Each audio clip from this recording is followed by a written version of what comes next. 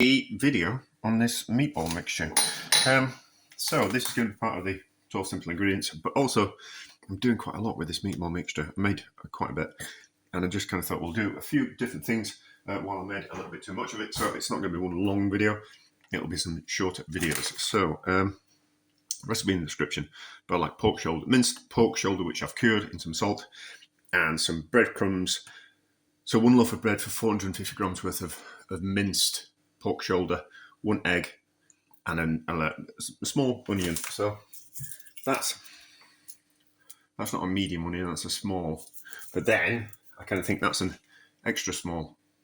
But anyway, about that size.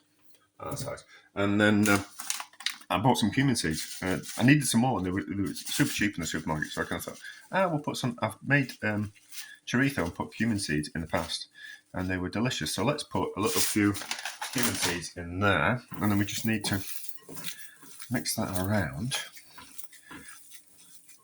I didn't know exactly how much I'd need for this, so I had to take some meatballs from another project, but I think we're going to do this without making too much of a mess. So I want to preserve it in some jars. We're going to poach it in the jars, and then we're going to put a little bit of fat on top. So a little bit like having a pate in a jar type of thing. So poke some mixture in. I think 3 jars. I don't want to do any more than that. I don't want to be left with loads. So in a jar like that. And I need to make sure that I've got enough of this mixture left for my dinner tonight as well, which no, I haven't. And I'm going to have to make some nick from the meatballs because there's not enough there for the thing I want to do for my dinner tonight. So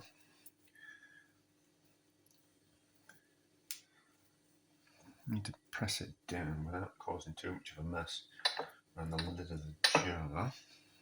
These are my thoughts anyway. So we'll do it. Yeah, so I want it. That's that. Right. I think this is going to be kind of quite difficult not to make a mess of the jar. Let's see if I've got some kind of spoon that I can press it down with. Clean my hands. Get rid of the meatball mixture. And then I think we'll press down with a spoon, I think with my cloth. So cloth, and then teaspoon, and then we'll just, I'm not bothered about it being completely compacted down into the bottom of the jar because the juice will come out of the meat and it'll, I'll say that in a bit more. Juice will come out of the meat and fill in the gaps, hopefully. So that one needs a bit more in. That cumin smells great. Right, so I think that will. So there's gaps there, but I think that'll. Maybe we should do a better job pressing it down. Maybe I'll have space at the top and a disc of lard at the top. So. Yeah, they get like it's the air that's trapped at the moment. That air might not want to come to the top. That's that job.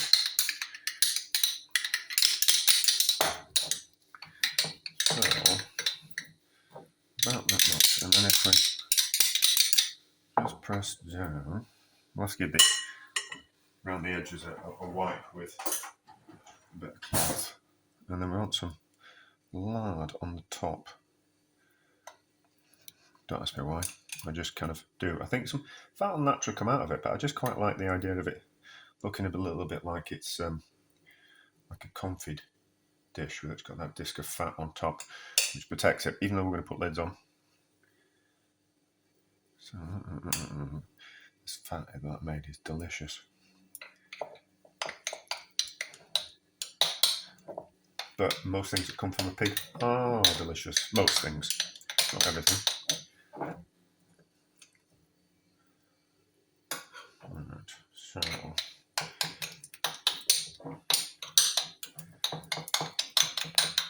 Now I need to destroy some meatballs that I'm making for later. I might just add the cumin into the meatballs as well. Right, so a bit of paper. Just to, the jars are clean, just to go around the edge so it seals properly when we put the lid on. Just like that. And it'll melt and flatten.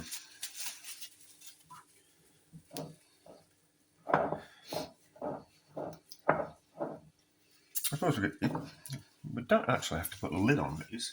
We could just put them in a pan simmering water, but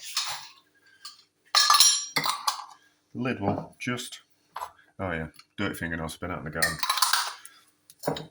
It's that time of year again where I'm always in the garden doing weeding, so my fingernails are always dirty. You just can't get them clean.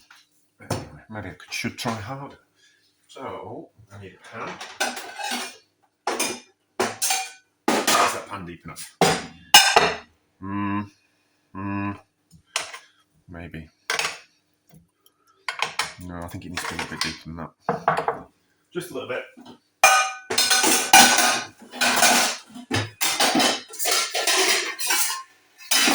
The problem with this is it's a little bit wider, so it means we're going to have to use more water, but I don't want any more jars than that. So, cover with warm water will be fine, but not boiling, and then bring it slowly up to the boil. So cold, actually, we'll put cold in. We'll put cold in, and then up to a certain level in the jars, so you can be able to see. So cover them. They're not going to float. They might bob around a little bit, but it's going to be a gentle cook anyway. So covered with water, slowly up to the boil. Now, we don't want to rapidly boil them from cold up to a rapid boil because the contents of the jars will be at fridge temperature, and that might cause, because of the difference in temperature, it might cause the glass to crack, and that's not what we want. We want to be able to eat these later. So slowly up to a simmer, and then we'll simmer for a couple of hours. I think probably would be cooked after an hour, but it's pork shoulder, and even though it's been minced, it's still a little bit tough. So it'll just need, it's been cured as well, so that'll have tenderised it. But just a couple of hours, and then we'll make sure that it will be completely cooked all the way through and tender. Right, so these have had more than a couple of hours, but they should be cooked. Dare I? No, let's just fish them out with something. I'm not feeling brave enough today to dip my fingers in that. Just need to quickly do that. And we'll have a look at one and see what we think. That should come to the top.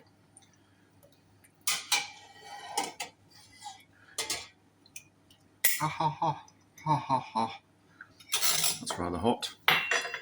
Right, that out of the way. How do they look? Well, that's okay. Yeah, so the fat's risen to the top. There is some spaces where there's pockets of air, but there is. Just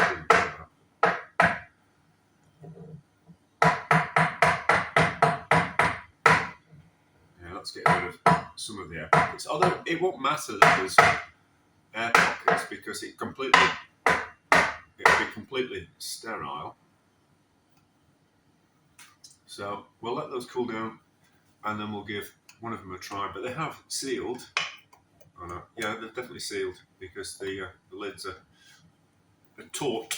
But anyway, we'll let them seal. We'll let them cool, and then don't put them in any cold water to cool them down. Just let them cool down naturally, and then we'll have a look at them a bit later on. Let's have a look in these jars. They have. It looks like there's loads of fat, but I just think that's just on the outside of the jar. But I'm all about that anyway. So, up this one. Let's see what it looks like. Well, lard's not that. There's not much lard. There's not much lard on top. How is it? It's cooked nice and pink, so it's not discoloured, it's not kind of gone grey through the cooking process. That's down to curing it. How does it taste?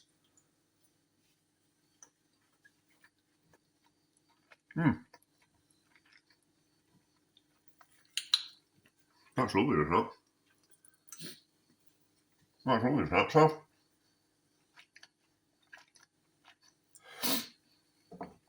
I don't think I'll ever have any practical use for that.